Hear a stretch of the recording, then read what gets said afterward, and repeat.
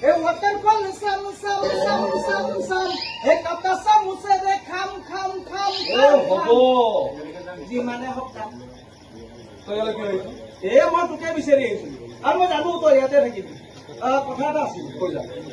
এতিয়া নকওঁ দে পিছত কম দে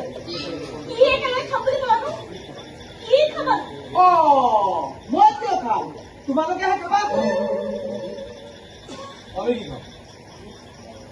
আচ্ছা মোক এটা কথা কোৱাচোন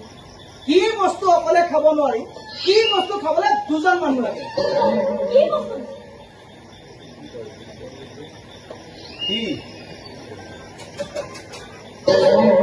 চুমা